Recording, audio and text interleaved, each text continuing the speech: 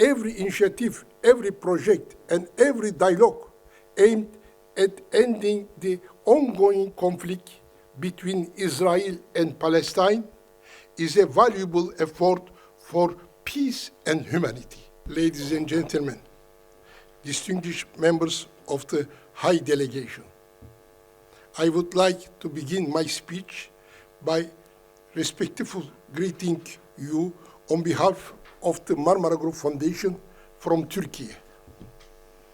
On this occasion, I would also like to express my gratitude to the Berlin Economic Forum and its esteemed President, Honorable Mark Donfried, for bringing us together, both on behalf of myself and my colleagues. Ladies and gentlemen, although our meeting is named after the economy, we are living in times when peace and security have taken priority in our world, which has truly become a global village. The war between Ukraine and Russia in Europe, the ongoing conflict between Palestine and Israel, and the uncertainties about the future of Iran, Syria, Iraq, and Lebanon are causing new crises in our region. Ukraine and President Volodymyr Zelensky are being condemned to isolation while Palestine is left without support. It is also a reality that the United States, despite the well-intentioned effort of French President Emmanuel Macron, is moving away from being the guarantor of European security. In Africa, the absence of democracy, lack of human rights, corruption and poverty, combined with food and water crisis, are driving waves of involuntary migration. China, as a major global power, is perceived by some as a threat and by others as an adversary. Meanwhile, Latin America is struggling with poverty, pushing its people towards new searches and migration. All of these issues are well known to you. So, what should we do? Whether we are talking about conflicts and injustice, economic and ecological crisis, discriminatory oppression, or forced migration, we must now accept that none of us can live as if the rest of the world does not exist. We all have an ethical responsibility to carefully evaluate how we live, the choice we make, and the lifestyles we adopt. We can no longer live as isolated individuals disconnected from the events of our world. We were created to understand one another, and each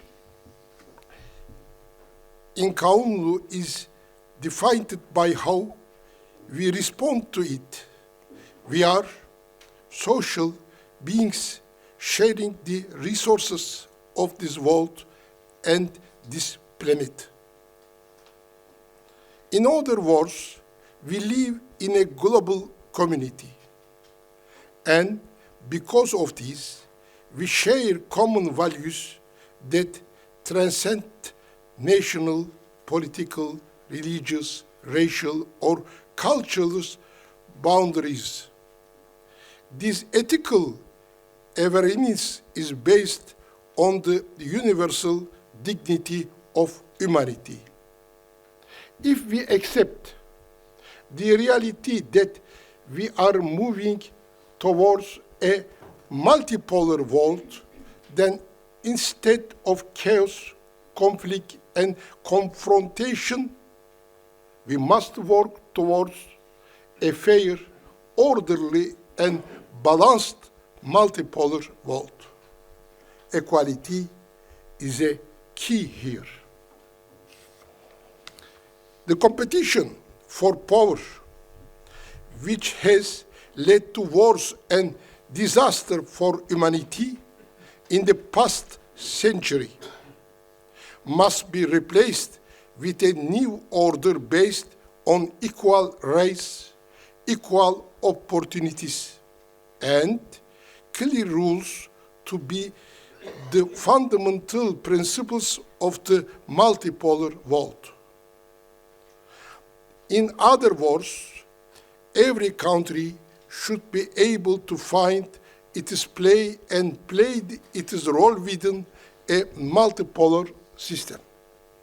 Another crucial issue is respect for the rule of international law.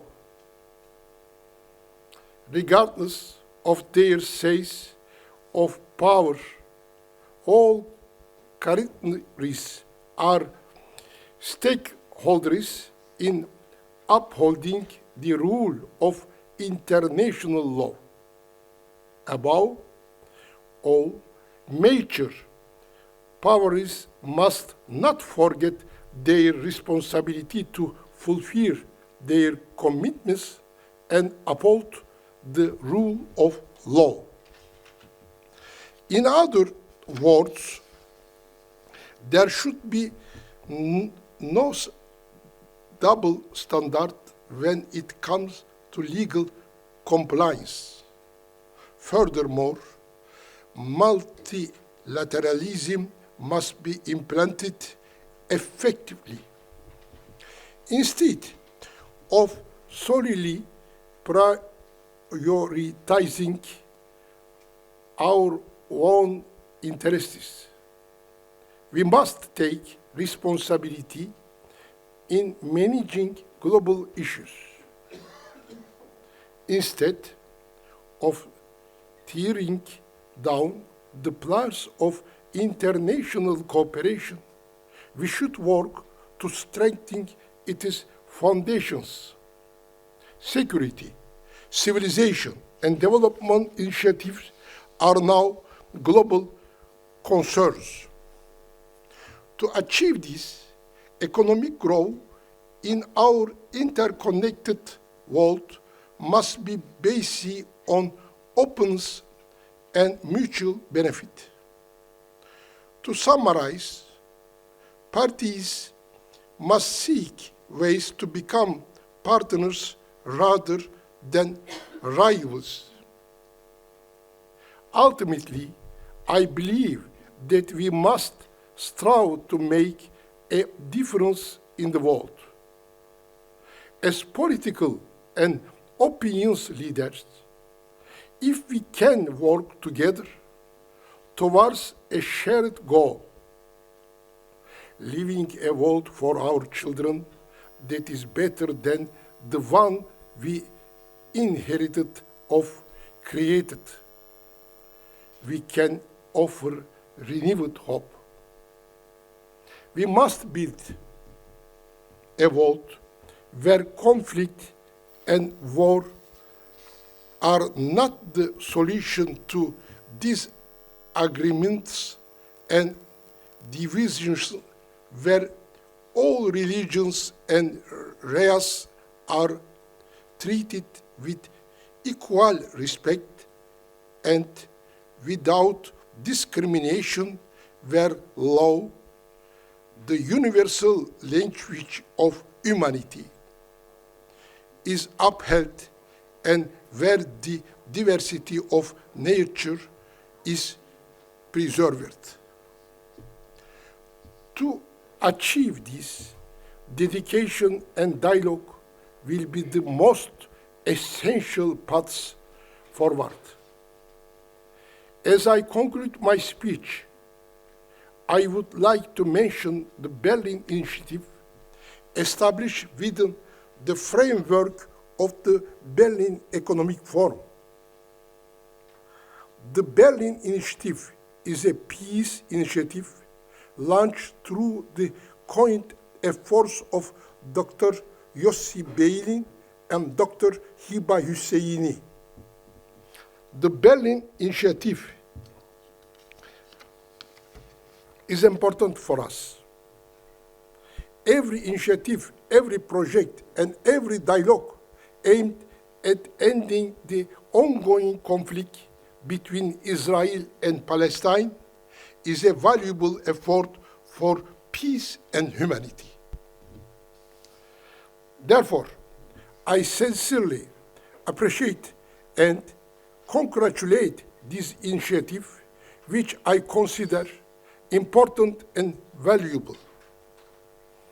I would also like to express our readiness to take on any role that may be required of us in this process.